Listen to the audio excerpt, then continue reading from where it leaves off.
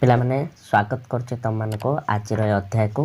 ଆଜିର ଏ ଅଧ୍ୟାୟରେ ଆମେ ଅଷ୍ଟମ ଶ୍ରେଣୀ ଆମ ଭାଷା ଆମ ସାହିତ୍ୟ ବହିର ମାଟି ଦୀପ କବିତାଟିକୁ ପଢ଼ିବା। ଠିକ୍ ଅଛି, ମାଟି ଦୀପ କବିତାଟିକୁ ଆମେ ପଢ଼ିବା ଏବଂ ତା'ର ସାରାଂଶ ଆମେ ବୁଝିବା। ଏଇ ଦେଖ, ଏଇ ମାଟି ଦୀପ କବିତାଟି। ଠିକ୍ ଅଛି, ତେବେ ଭିଡ଼ିଓ ଭଲ ଲାଗିଲେ ଭିଡ଼ିଓଟିକୁ ଲାଇକ୍ କରିଦେବ ଏବଂ ମୋତେ ଯଦି ଇନଷ୍ଟାଗ୍ରାମରେ ଫଲୋ କରିନ ତାହେଲେ ଇନଷ୍ଟାଗ୍ରାମରେ ନିହାତି ଫଲୋ କରିଦେବ। ଚାଲ ଏବେ ବିଷୟଟିକୁ ବୁଝିବା। ମାଟି ଦୀପ ବିଷୟର ଶୀର୍ଷକ ହେଉଛି ମାଟି ଦୀପ।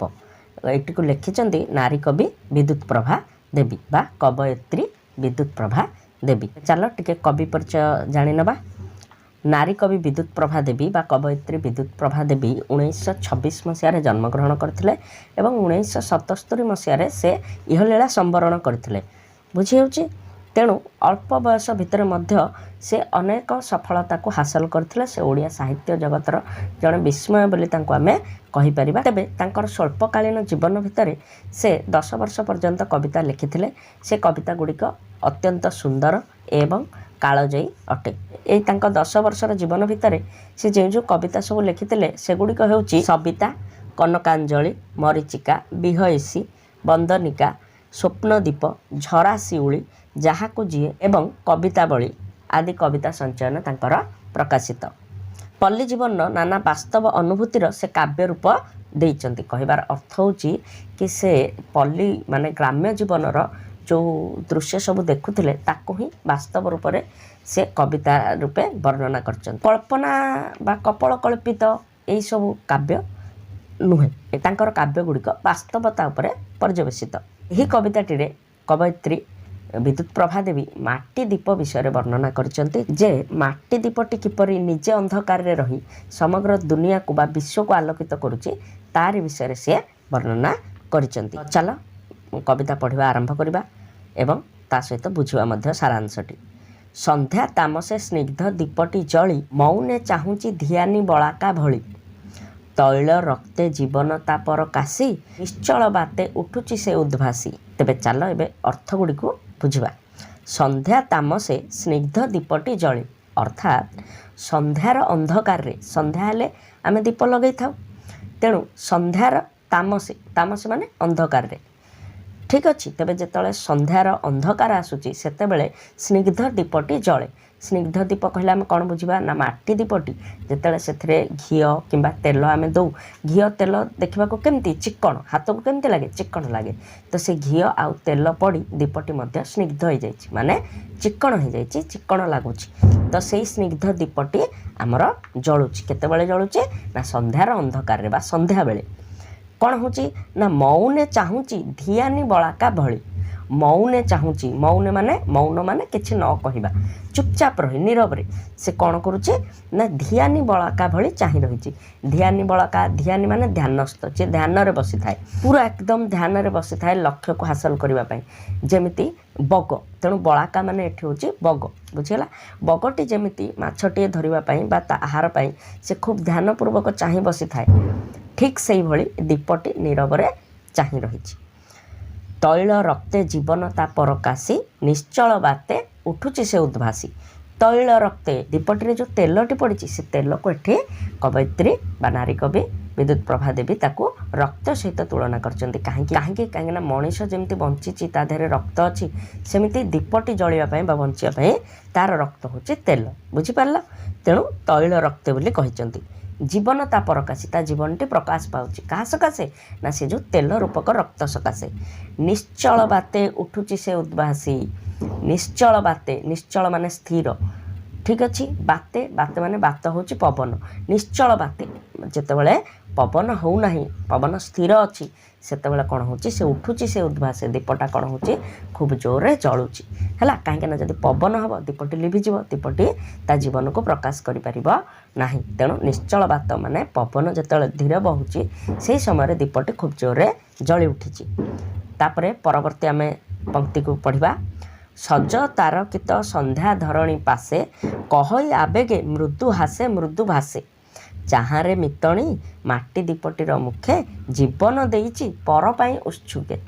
କ'ଣ ଲେଖିଲେ ଏଠି, କ'ଣ ବୁଝେଇବାକୁ ଚାହିଁଛନ୍ତି ନା ସଜ ତାରକିତେ ସନ୍ଧ୍ୟା ଧରଣୀ ପାଶେ, ସଜ ତାର କେତେ ମାନେ ତାରା ଏବେ ସଜ ମାନେ ଯେତେବେଳେ ସନ୍ଧ୍ୟା ଆସେ ସେତେବେଳେ ଦିନ ବେଳେ ତାରା ଥାଏ। ପୃଥିବୀରେ କ'ଣ ତାରା କୁଆଡ଼େ ପଳେଇ ଯାଇକି ଆକାଶରୁ ମହାକାଶରୁ ନାହିଁ, ତାରା ଥାଏ। କିନ୍ତୁ ସୂର୍ଯ୍ୟଙ୍କର ଯେଉଁ ପ୍ରଖର ରଶ୍ମି ସକାଶେ ଆମେ ତାରା ଗୁଡ଼ାକୁ ଦିନ ବେଳେ ଦେଖିପାରୁନା।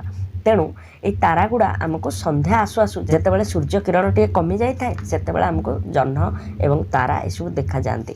ତେଣୁ ସଜ ତାରକିତ ମାନେ ଏବେ ଏବେ ଯେମିତି ତାରା ଗୁଡ଼ାକ ସଜେଇ ହେଇଛନ୍ତି, ସେଇ ତାରା ଗୁଡ଼ା ସଜେଇ ହେଇ କିଏ ଆସିଛି ନା ସନ୍ଧ୍ୟା କାହା ପାଖକୁ ଆସିଛି ନା ଧରଣୀ ପାଶେ, ଧରଣୀ ମାନେ ପୃଥିବୀ ପାଖକୁ ଆସିଛି। ଆସି କ'ଣ କହୁଛି କହଇ ଆବେଗେ, ଖୁବ୍ ଆବେଗରେ ଭାବପୂର୍ଣ୍ଣ ଭାବରେ ବା ଉତ୍ସୁକ ହୋଇ ସେ କହୁଛି ମୃଦୁ ହାସେ ମୃଦୁ ଭାସେ ଅଳ୍ପ ଅଳ୍ପ ହସି, ମୃଦୁ ହାସେ ସ୍ମିତ ହାସ୍ୟ ଯେଉଁଟା କହୁଛି ଅଳ୍ପ ହସି, ସେ ଅଳ୍ପ ଅଳ୍ପ କଥାରେ କହୁଛି ଖୁବ୍ ସୁନ୍ଦର ଧୀର କଥାରେ, ମୃଦୁ ଭାସେ ଧୀର ଅଳ୍ପ କଥାରେ ସେ କହୁଛି ଚାହାଁରେ ମିତଣୀ। କାହାକୁ ମିତଣୀ ବୋଲି କହିଛି ନା ପୃଥିବୀକି, ଯେ ମିତଣୀ ଯେ ସଖୀ ମୋର ସାଙ୍ଗ ତୁମେ ଚାହଁ, କାହାକୁ ଚାହଁ ମାଟି ଦୀପଟିର ମୁଖେ, ଏ ମାଟି ଦୀପଟିର ମୁହଁକୁ ଟିକେ ଚାହଁ। କ'ଣ ପାଇଁ ନା ସେ ଜୀବନ ଦେଇଛି ପର ପାଇଁ ଉତ୍ସୁକେ, ଅର୍ଥାତ୍ ସିଏ ଅନ୍ୟମାନଙ୍କ ପାଇଁ ସମସ୍ତଙ୍କୁ ଆଲୁଅ ଦେବା ପାଇଁ ଅନ୍ଧକାରକୁ ଦୂର କରିବା ପାଇଁ ସିଏ ତା ଜୀବନ ଦେଉଛି। କେମିତି ଜୀବନ ଦେଉଛି? ଯେତେବେଳେ ଦୀପରୁ ତେଲ ବା ଘିଅ ସରିଯିବ ଦୀପଟି ଲିଭିଯିବ, ଅର୍ଥାତ୍ ତା ଜୀବନଟି ଶେଷ ହେଇଯିବ। ତେଣୁ ସେ ଏଇଟା ଜାଣି ମଧ୍ୟ ସେ ନିଜେ ଖୁସିରେ ହସି ଜଳି ଅନ୍ୟକୁ ଆଲୋକ ପ୍ରଦାନ କରୁଛି, ଅନ୍ୟର ଉପକାର କରୁଛି, ପରୋପକାର କରୁଛି। ସେ କାହାଠୁ କିଛି ଆଶା ରଖିନି, ବାସ୍ ସିଏ ନିଜେ ଅନ୍ୟର ଉପକାରରେ ନିଜେ ଖୁସି ଅଛି। କିଏ ଏଇ କଥା କହୁଛି ନା ସନ୍ଧ୍ୟା କହୁଛି ଆମର ଧରଣୀକୁ ମାନେ ପୃଥିବୀ। ଆରତିର ଏ ଯେ ମନ୍ଦ୍ର ମଧୁର ତାନ, ଭାଙ୍ଗି ପାରୁନି ଗଭୀର ତାହାର ଧ୍ୟାନ, ଦୁଷ୍କର ତପେ ରତ ଥିଲା ପରି ଜ୍ୟୋତି, ବିଭୁ ପାଦ ଗତେ ଲଗ୍ନେ କରିଛି ମତି। ତାହେଲେ କ'ଣ କହୁଛନ୍ତି ବିଦ୍ୟୁତ୍ ପ୍ରଭା ଦେବୀ? ଯେ ଆରତିର ଏ ଯେଉଁ ମନ୍ଦ୍ର ମଧୁର ତାନ, ଏଠି ସନ୍ଧ୍ୟା କହୁଛି ହେଲା, ସନ୍ଧ୍ୟା କହୁଛି ଧରଣୀକୁ ଯେ ଆରତିର ଏ ଯେଉଁ ମନ୍ଦ୍ର ମଧୁର ତାନଟି ଅଛି, ଅର୍ଥାତ୍ ଏଇ ଯେଉଁ ସୁନ୍ଦର ମିଠା ତାନଟି ଭାସି ଆସୁଛି ସେ ମଧ୍ୟ ଭାଙ୍ଗି ପାରୁନି ଏହାର ଧ୍ୟାନ। କାହାର ଧ୍ୟାନ? ମାଟି ଦୀପଟିର, ଯିଏ ଗଭୀର ଧ୍ୟାନରେ ବସିଛି। କେଉଁପରି ବସିଛି ନା ଦୁଷ୍କର ତପେ ରତ ଥିଲା ପରି ଜ୍ୟୋତି, ଯେମିତି ଭାରି କଠିନ ତପସ୍ୟାରେ ଯିଏ ବସି ରହିଛି ଦୁଷ୍କର ତପେ, ବୁଝିଗଲା? ଦୁଷ୍କର ମାନେ କ'ଣ? ଯାହା କରିବା କଷ୍ଟସାଧ୍ୟ, ସେ କଷ୍ଟସାଧ୍ୟ ତପରେ ବସିଥିବା ଜଣେ ଋଷି ଭଳି ହେଲା। ରତ ଥିଲା ପରି ଜ୍ୟୋତି, ଜ୍ୟୋତି ମାନେ କ'ଣ? ଋଷି ହେଲା। ରତ ମାନେ ସେଥିରେ ମଗ୍ନ ହେଇଛି, ଅର୍ଥାତ୍ ଯେଉଁ ତପଟି କରିବା କଷ୍ଟକର ସେ କଷ୍ଟସାଧ୍ୟ ତପ କରିବାରେ ଯେମିତି ଋଷିମାନେ ମଗ୍ନ ହୋଇଥାନ୍ତି, ଠିକ୍ ସେଇଭଳି ଏ ଦୀପଟି ବିଭୁ ପାଦ ଗତେ, ବିଭୁ ମାନେ ହେଉଛନ୍ତି ଈଶ୍ୱର, ଈଶ୍ୱରଙ୍କ ପାଦରେ ସେ କ'ଣ କରିଛି ନିଜର ମତିକୁ, ମତି ମାନେ ନିଜର ମନକୁ ବୁଦ୍ଧିକୁ ସେ କ'ଣ କରିଛି ଲଗ୍ନ କରିଛି, ମାନେ ଈଶ୍ୱରଙ୍କ ପାଦ ତଳେ ସେ ନିଜକୁ ସମର୍ପଣ କରିଦେଇଛି। ଆମେ ମଧ୍ୟ ଈଶ୍ୱରଙ୍କ ପାଦ ତଳେ ନିଜକୁ ସମର୍ପି ଦେବା ଉଚିତ ଏବଂ ଅନ୍ୟର ଉପକାର କରିବା ଉଚିତ। ଚାଲ ପରବର୍ତ୍ତୀ ପଙ୍କ୍ତି ପଢ଼ିବା। ବିଶ୍ୱ ସେବାର ମୂର୍ତ୍ତ ପ୍ରତୀକ ପରି, ନିଜ ପରିସର ଘନ ଅନ୍ଧାରେ ଭରି, ସଳିତାର ଦାହେ ଜୀବନକୁ କରି କ୍ଷୟ, ନୀରବ ଜଣାଏ ତ୍ୟାଗର ବିରାଟ ଜୟ। ତେବେ ଏଇ ପଙ୍କ୍ତିରୁ ଆମେ କ'ଣ ବୁଝିବା ନା ସେ ଦୀପଟି ଆମକୁ କ'ଣ କହୁଛି ନା ସେ ବିଶ୍ୱ ସେବାର ମୂର୍ତ୍ତ ପ୍ରତୀକ ପରି, ମୂର୍ତ୍ତ ମାନେ କ'ଣ? ମୂର୍ତ୍ତି ପରି ବା ସାକାର ଜୀବନ୍ତ ଗୋଟେ ପ୍ରତୀକ ଭଳି ସେ ବିଶ୍ୱ ସେବାର ଆମକୁ ବାର୍ତ୍ତା ଦେଉଛି। କିଏ? ସେ ମାଟି ଦୀପଟି। ନିଜ ପରିସର ଘନ ଅନ୍ଧାରେ ଭରି, ମାଟି ଦୀପଟି କ'ଣ କରିଛି ନା ଯେଉଁଠି ଦୀପଟି ଜଳିଥାଏ ତାର ଚାରିପାଖ ବା ଆମର ଓଡ଼ିଆରେ ଗୋଟେ କଥା ଅଛି ଦୀପ ତଳ ଅନ୍ଧାର, ତ ତା ନିଜ ପରିସରକୁ ସେ ଅନ୍ଧକାରରେ ରଖିଥାଏ କିନ୍ତୁ ସମଗ୍ର ତା ଆଖପାଖର ଦୁନିଆକୁ ସେ ଆଲୋକିତ କରିଥାଏ। ସଳିତାର ଦାହେ ଜୀବନକୁ କରି କ୍ଷୟ, ଯେତେବେଳେ ଦୀପରେ ସଳିତାଟି ଅଛି ସେ ଯେତେବେଳେ ଜଳି ଜଳି ଯିବ, ସେ ଦାହ ହେଇଯିବ, ସେ ତାର ଜୀବନଟି ମଧ୍ୟ ଦୀପର କ୍ଷୟ ହେଇଯିବ, ସରି ସରିଯିବ। ନୀରବେ ଜଣାଏ ତ୍ୟାଗର ବିରାଟ ଜୟ, ଏ ତ୍ୟାଗ କେତେ ବଡ଼ ତ୍ୟାଗ ସେ ଦୁନିଆ ପାଇଁ କରୁଛି, ତାର ଜୟ ଜୟକାର ସେ ଗାନ କରିଥାଏ। ସେ ନିଜେ ଜଳି ଜଳି ସରିଯାଉଥିଲେ ମଧ୍ୟ ତାର ଏଇ ବିଶ୍ୱ ପାଇଁ ଯେଉଁ ପରୋପକାର, ଯେଉଁ ସେବା, ଯେଉଁ ଧର୍ମ ଆଉ ଯେଉଁ ତ୍ୟାଗ, ତାହାର ମହତ୍ଵ ସେ ଗାନ କରେ। ନୀରବରେ ସିଏ ଜଣାଇ ଦିଏ ଯେ ଏଇ ତ୍ୟାଗଟିର କେତେ ମହତ୍ଵ ଅଛି। ଉଦ୍ଭାସୀ ତାର ଉଜ୍ଜ୍ୱଳ ଶେଷ ଠାଣି, କହିଯାଏ ସେ ଯେ ମହାନ ସତ୍ୟବାଣୀ।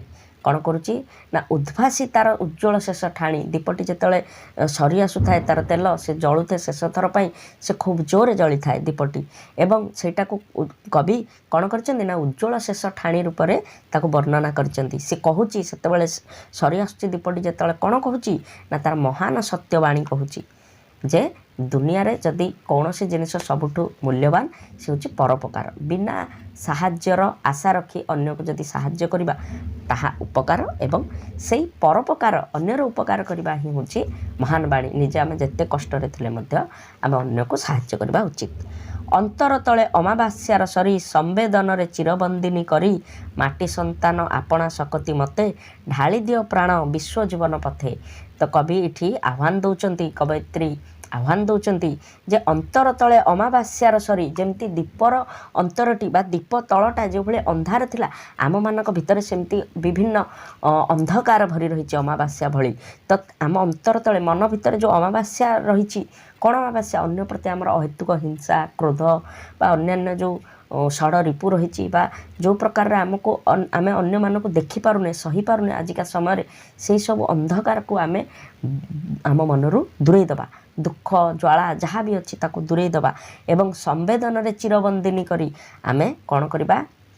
ସମ୍ବେଦନଶୀଳ ହେବା। ଅନ୍ତର ତଳର ସେ ଅମାବାସ୍ୟାକୁ ଆମେ ଦବେଇ ଦେବା ହେଲା। ଆମେ ଚିରବନ୍ଦିନୀ ତାକୁ କରିବା ଏବଂ କ'ଣ କରିବା ନା ମାଟିର ସନ୍ତାନ ଆମେ ଏଇ ଉତ୍କଳ ମାଟିର ସନ୍ତାନ, ଓଡ଼ିଶା ମାଟିର ସନ୍ତାନ ବା ଭାରତ ମାଆର ସନ୍ତାନ। ଆମେ ଦେହ ଆମର ମାଟିର, ଏ ମାଟିରେ ମିଶିଯିବ ଏ ଶରୀର ଦିନେ। ତେଣୁ ଆମେ ମାଟିର ସନ୍ତାନ। ମାଟି ଦୀପ ସେଇଥିପାଇଁ କୁହାଯାଇଛି, ନହେଲେ ତ ଆଜିକାଲି ପ୍ଲାଷ୍ଟିକ ଅନ୍ୟାନ୍ୟ ଦୀପ ମଧ୍ୟ ମିଳୁଛି। ତେଣୁ ଏଇ ମାଟି ଦୀପଟି ଯେଉଁ ମାଟିରୁ ଆସିଥିଲା, ତାର ଜୀବନ ପାଇଲା ଗୋଟେ ଦୀପ ରୂପରେ କୁମ୍ଭାର ହାତରେ। ସେ ପୁଣି ତା ଜୀବନର କାମ ଶେଷ କରିସାରିଲା ପରେ ସେ ପୁଣି ସେଇ ମାଟିରେ ମିଶିଯିବ। ସେଇଭଳି ଆମେମାନେ ମଧ୍ୟ ଆମେ ଈଶ୍ୱରଙ୍କର କିଛି ବାର୍ତ୍ତା ନେଇ ଏ ସଂସାରକୁ ଆସିଛେ, ଆମ କାର୍ଯ୍ୟ କରିବା, ପୁଣି ଆମେ ସେ ମାଟିରେ ମିଶିଯିବା। ତେଣୁ ଆମେ ମାଟିର ସନ୍ତାନ। ଆମର ଯେତେ ଶକ୍ତି ଅଛି ଆମ ପାଖରେ, ଯେତିକି ଶକ୍ତି ଅଛି, ଅଳ୍ପ ବହୁତ ଯାହା ପାଖରେ ଯେତିକି ଅଛି, ନିଜ ଶକ୍ତି ମତେ ଆମେ କ'ଣ କରିବା? ଆମ ପ୍ରାଣକୁ ଢାଳି ଦେବା। ମାନେ କ'ଣ ସତରେ ଆମେ ମରିଯିବା? ନାଇଁ, ସେ ସେଇ କଥା କହୁନାହାନ୍ତି। ସେ କହୁଛନ୍ତି ଆମ ପ୍ରାଣପଣେ ଚେଷ୍ଟା କରି ଆମେ ଯେତିକି ଯାହାର ଉପକାର କରିପାରିବା, ବିଶ୍ୱ ଜୀବନ ପଥରେ ଆମେ ଉପକାର କରିବା। ଠିକ୍ ଅଛି ପିଲାମାନେ, ମୁଁ ଆଶା କରୁଛି ଏ ବିଷୟଟିକୁ ତୁମେ ବର୍ତ୍ତମାନ ଭଲ ରୂପେ ବୁଝିପାରିଥିବ। ଏହାର ପ୍ରଶ୍ନ ଉତ୍ତର ମଧ୍ୟ ମୁଁ ଅପଲୋଡ଼ କରିସାରିଛି ଚ୍ୟାନେଲରେ। ତା'ର ଲିଙ୍କ୍ ତୁମକୁ ଡେସ୍କ୍ରିପ୍ସନରେ ମିଳିଯିବ ବା ଏଠି ଆଇ ବଟନରେ ଆସୁଥିବ ଏବଂ ଚ୍ୟାନେଲର ପ୍ଲେଲିଷ୍ଟରେ ମଧ୍ୟ ଅଛି, ତୁମେ ଯାଇକି ଦେଖିପାରିବ। ଯଦି ବିଷୟ ପଢ଼ାଟି ତୁମକୁ ଭଲ ଲାଗିଲା, ଭିଡ଼ିଓଟା ମୋର ଭଲ ଲାଗିଲା, ମୋ ବୁଝାଇବା ଶୈଳୀ ତୁମକୁ ଭଲ ଲାଗିଲା, ତାହେଲେ ଭିଡ଼ିଓଟିକୁ ଲାଇକ୍ କରିବ, ନିଜ ସାଙ୍ଗମାନଙ୍କ ସହିତ ସେୟାର କରିବ, ଚ୍ୟାନେଲରେ ନୂଆ ଥିଲେ ସବସ୍କ୍ରାଇବ୍ କରିବ। ଆଉ ହଁ, ଇନଷ୍ଟାଗ୍ରାମରେ ଏବେ ମୁଁ ଆକ୍ଟିଭ୍ ରହୁଛି। କିଛି ଯେତେବେଳେ ମୁଁ ୟୁଟ୍ୟୁବରେ ଆକ୍ଟିଭ୍ ନ ରହିପାରୁଛି କୌଣସି କାରଣ ସକାଶେ, ସେତେବେଳେ ମୁଁ ଇନଷ୍ଟାଗ୍ରାମରେ ଅପଡ଼େଟ୍ ଦିଏ। ତ ତୁମେ ଇନଷ୍ଟାଗ୍ରାମରେ ଯାଇକି ମଧ୍ୟ ଚାହିଁଲେ ମୋତେ ଫଲୋ କରିପାରିବ। ଭିଡ଼ିଓଟିକୁ ଦୟାକରି ତୁମେ ମୂଳରୁ ଶେଷ ଯାଏଁ ଦେଖ, ଯାହାଦ୍ୱାରା ମୋର ୱାଚ୍ ଟାଇମ୍ ମଧ୍ୟ ପୁରା ହୋଇପାରିବ। ଆଉ ମୁଁ ଯତ୍କିଞ୍ଚିତ ଏହି ଚ୍ୟାନେଲରୁ ମଧ୍ୟ ଅର୍ଥ ଉପାର୍ଜନ କରିପାରିବି। ତ ମୁଁ ଆଉ ଗୋଟେ ଭିଡ଼ିଓରେ ଦେଖାହେବି। ସେ ପର୍ଯ୍ୟନ୍ତ ମୋତେ ବିଦାୟ ଦିଅ। ରହୁଛି ପିଲାମାନେ।